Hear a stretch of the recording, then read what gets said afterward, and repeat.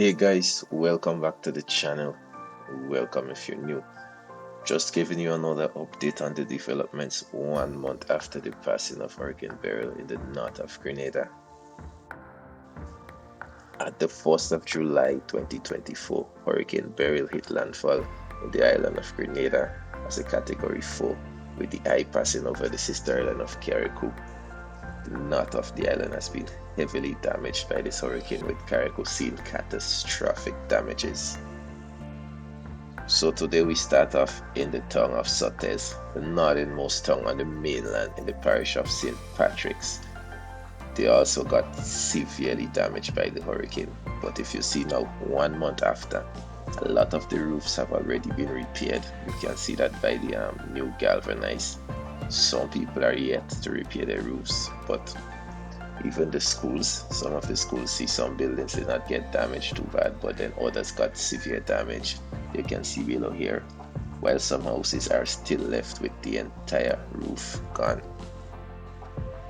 There has been a lot of relief efforts going on, myself included, with NGOs like Ocean Spirits, who I normally work along with, and others, who has raised funds from the international community, who is part of an ongoing effort to assist in rebuilding our communities, especially in the north and on the island of Carriacou. Fortunately, we were able to assist in the purchasing of materials, as well as helping cleaning the debris and even putting roofs back on a lot of people's houses. But some people who don't have the resources are just left waiting. I think the consensus from a lot of institutions is that they're going to wait till after the hurricane season to rebuild. In that case, there are still people who's at the shelters, and some who may not be comfortable at the shelters, living in less than comfortable conditions. But it's only 1 month after the passing of the hurricane, and we're still in the hurricane season, so it'll be interesting to see how this develops. As for the vegetation, there have been so much fallen trees that although it's back to being green again, if you look closely, you're going to see a lot of the trees fell. Also, the waterfront infrastructure has taken a significant hit.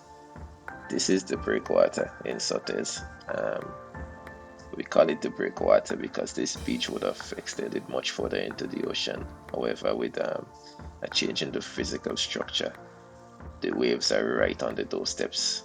So in the hurricane, this place took a lot of water damage.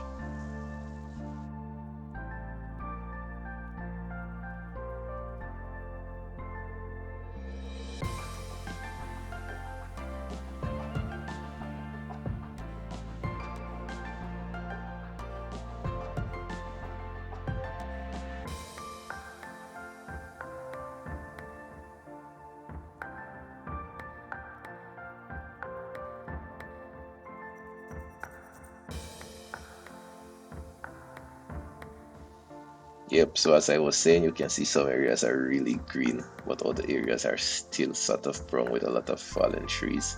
A lot of these would have also been traditional agriculture area with nutmeg and cocoa, which would affect the income of a lot of individuals in the coming months or even years.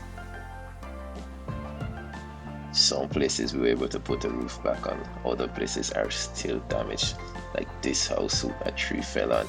We managed to get the tree off the house, but you can see it's still unlivable inside. As we move over to the popular Bathway Beach on the northeast, there were some serious storm surges in this area. There's a lot of videos on the internet with it, but you can see the vegetation on the beach side have been almost completely destroyed. The coconut trees are very resilient, and in all the videos you'll see only a few coconut tree has fallen in certain areas. Coconut trees are generally very flexible, but here you can see a lot of the vegetation and trees have not yet recovered, and most will not recover for many years.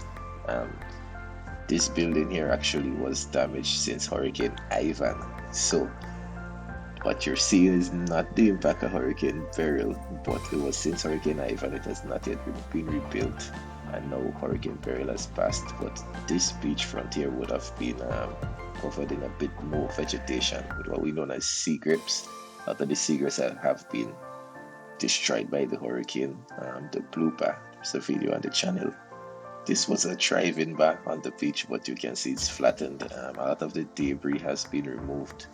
However, the structures are not yet being rebuilt, if they will ever be rebuilt.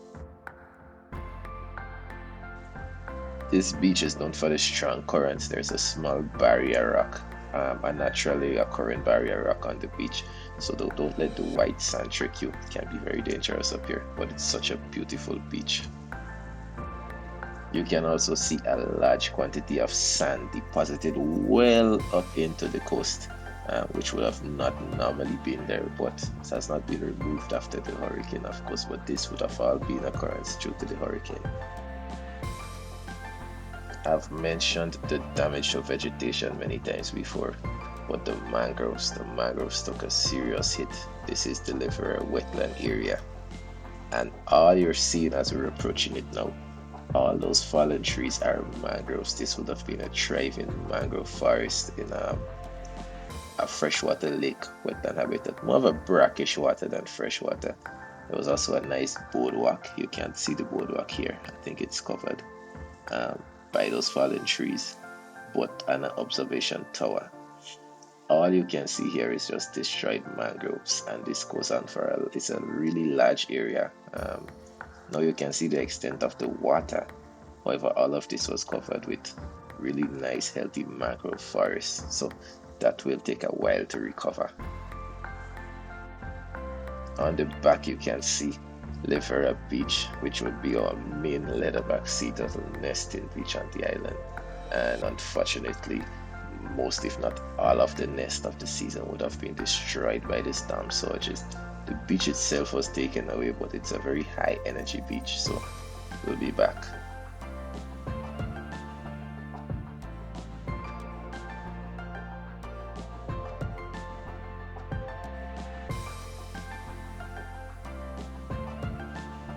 Yeah, but it's not all bad news for the vegetation. As you can see here, most of this nice thick lush green has not really been affected, and then those who are have already regrown their leaves. A lot of the houses too, if you look closely, you might be able to see how roofs that were repaired, as well as roofs that did not receive much damages, which is still a good thing. But we are there, we're out in the community still doing outreach work, with local professionals, local NGO and organizations, individuals like myself and others, as well as international organizations, and some from the international community are still there. Some are now in the process of moving on. Yeah, but a lot of people in the north are still displaced. Some are even affected psychologically. There's one house we see that was completely destroyed, and we made multiple attempts to reach out to find the owner, and every time we go there is no one there. So still a lot of impact on the north. But the north is rebuilding, and you can see there's a lot of work that has been done. Although there is a lot to be done, it's a good start. I would have mentioned this house earlier, which, as you can see, lost the entire roof and almost everything in the house. It's only one small covered area, but whenever we go there, we can't find the owner. So it's either they're out walking, hoping to rebuild, or they have been displaced to somewhere else.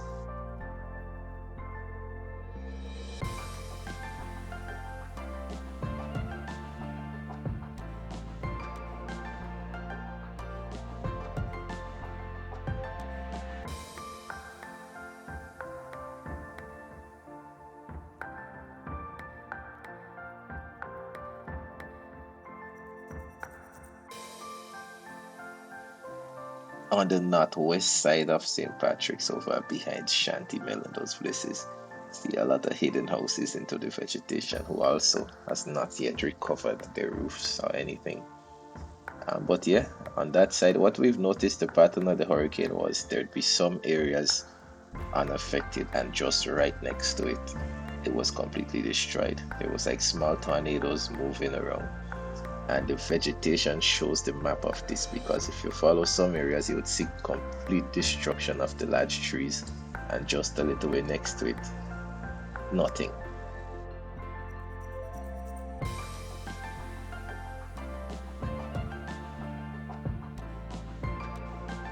And then you see all that brown you're looking at there. A lot of these large trees, which would have probably been 20, 30, 40, maybe over 100 years old, has been destroyed. Those will not come back. Some of the trees who already have leaves will recover.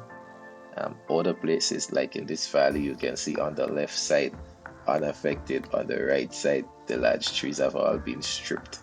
Thankfully, most of them are still standing, so they will recover.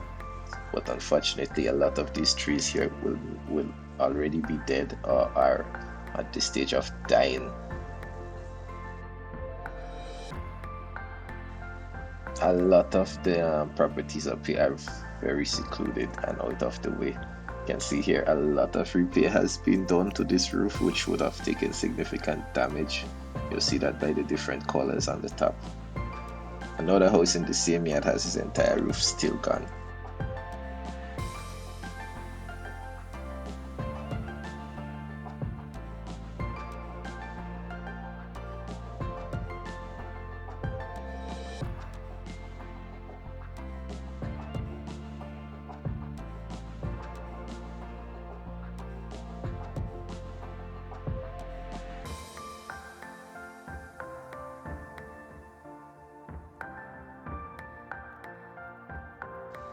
This house here was somewhat lucky because you can see a lot of the large trees have fallen just around it on the left side, but the little area with the house actually remains nice and green because it was protected from the hurricane. So that's really cool. You can see here on the peak of the mountain as well that on the right side it's damaged, destroyed on the top completely, but on the left side you see all that nice green vegetation still there. So it was like small tornadoes ripped through the landscape, and wherever they landed, they just destroyed. But if you're just out of reach, you'd be okay. The roads have all been cleared, and of course, electricity is back. Cell service is back in all these remote areas, which is a breath of fresh air. It has been back weeks now, just to say, and the roads have been cleared a while, but just want to make a note here that if you can, that the roads have been cleared and you can drive practically anywhere that you would have been able to drive before. A lot of these communities are far away from the main road, as you would say, so a lot of people would not go there, or you would never have driven on this road regardless of going to St. Patrick's 100 times. So the people who use there and the people who are way off the back there, it's good to see that the place is back up and people are back to their regular beat.